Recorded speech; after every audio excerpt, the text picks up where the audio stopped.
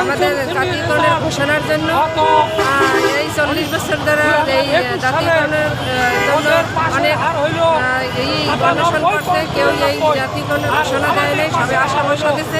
আমরা তাই এই সরকার আমাদের জাতীয়করণের ঘোষণা দেয়। এই আমাদের অনেক দুঃখ দুর্দশা আজকে মহিলা শিক্ষকরা আমাদের আমাদের রাস্তায় করে থাকতে হয়েছে। আজকে আমাদের এই বেতনটা এই কিছু আমাদের কোনো মূল্য নেই। আমরা দেখবেন শিক্ষিকা আমাদের কোনো কারো কাছে থেকেই আমরা শিক্ষকের কোনো মূল্য পাই না। আমরা চাই এই সরকার আমাদের জাতীয়করণের ঘোষণা দিক, আর কত কষ্ট দেবে, আর কত লাঞ্ছনা দেবে। আমরা এই লাঞ্ছনা স্বীকার করতে চাই। আমাদের এই সরকার জাতীয়করণের ঘোষণা দেবে, বৈষম্যের দূর করুক। আজকে আমাদের ছাত্র ভাইয়েরা অনেক কষ্ট করে এবং ইসলামিক শিক্ষা শিক্ষার জন্য ত্যাগ করিয়ে শিক্ষার জন্য আমাদের নবী ইংরেজি শিক্ষা নয়, বাংলা শিক্ষা নয়, উর্দু শিক্ষা নয়, আরবিক শিক্ষার জন্য দেশ থেকে বিদেশ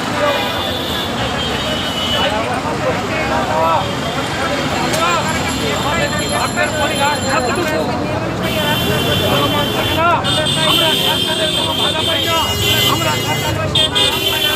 আমাদের ছাত্রদের বসার বেঞ্চ নাই, যে বিদ্যালয়ের বেঞ্চ আছে একতলা ছাত্র নাই, তিনতলা হয়ে বসে আছে। আমাদের সরকার অবমানিত, ছাত্ররা অবমানিত, মাটিতে চটে বসে লেখাপড়া অর্জন করে। তারা এত ভালো রেজাল্ট করে, এর জবাব আমাদের কাছে দিতে না অনেক। আমরা থাকতে চাই না, পরিবারের কথা হতে চাই না। আমরা চাই বাংলাদেশের নাগরিক, বাংলাদেশের শিক্ষক শিক্ষকতা করে আমাদের ন্যায্য দাবি আদায় করে আর আসতে চাই না। এবারের আশাই যেন আমাদের শেষ হতে হয়, নয়তো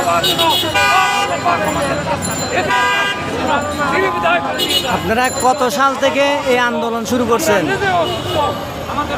আপনারা আন্দোলনটা শুরু আপনি শিক্ষকতা করতেছেন কত সাল থেকে? 7 বছর, মানে 2015 সাল থেকে বা 17 সাল থেকে এই পর্যন্ত আপনি কি বেসরকারিভাবে স্যালারি পাইছেন? আমরা এক টাকাও কোনো বেতন ভাতা আমরা কিছুই পাই না। মানে বিনা পরিশ্রমে বিনা বেতনে পরিশ্রম করেই আসছি। নিজেদের টাকা পয়সা মনে করেন কোনো একটা কানা করি আমরা। আপনাদের স্কুলটা কি বেসরকারিভাবে চলতেছে? বেসরকারি এটা ওই ম্যানেজমেন্ট কমিটি আপনাদের কি কোনো স্যালারি বেতন কিছুই না, শুধু বলে আপনারা বিনা বেতনে আমরা এই প্রতিষ্ঠান চালিয়ে দিতে শিক্ষকতা করে থাকেন? আমাদের প্রতিষ্ঠান চালু আছে, আমরা এটা আমাদের সব কিছুই আছে, শুধু আমাদের বেতনই না।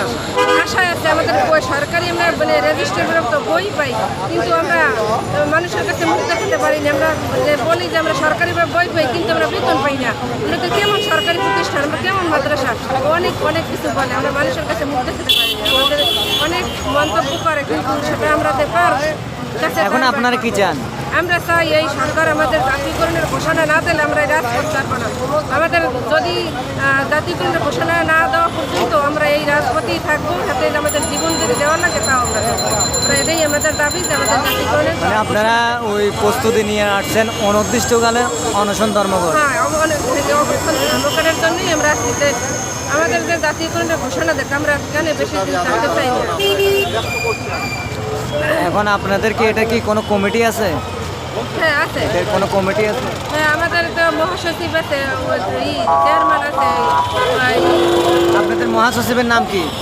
মুখলিসুর রহমান। এটা কি ঢাকা কেন্দ্রীয় কমিটি? হ্যাঁ, ঢাকা থেকে পরিচালনা হয়। হ্যাঁ। আপনারা কি সরকারের উপরস্থ কর্মকর্তা বা সচিবালয়ে কোনো স্মারকলিপি প্রদান করছেন? না, তারা শুধু আশাই দেয়, আমরা আশা আর বলতে চাই না। অনেক আশা দিচ্ছে যে, কিন্তু আমরা আশার করতে চাই না। আমরা চাই লিখিতভাবে জাতীয়করণের ঘোষণা। আমাদের সেটা আশা দেবে, তারপর কি আমরা এই শিক্ষক আর কত টাকা পয়সা খরচ করে তারপরে এই রাজপথে আসছে, কিন্তু এইসব শিক্ষকরা আর আসবে কীভাবে বলেন? এরা খেয়ে না খেয়ে অনেক টাকা কষ্ট করে কেউ অনেক ধার করেও টাকা নিয়ে তারপর এই রাজপথে আসছে যে আমাদের জাতীয়করণের ঘোষণাটা পাওয়ার জন্য। কিন্তু আমরা আর কত কষ্ট করতে পারবো, এত কষ্ট আর আমরা খেয়ে না খেয়ে এই অসুস্থ হয়ে পড়ি। শেষ কথা হচ্ছে যে আপনারা জাতীয়করণ নিয়ে এখান থেকে ফিরবেন। শেষ কথা আমাদের জাতীয়করণ নিয়েই আমরা এই করবো। ধন্যবাদ।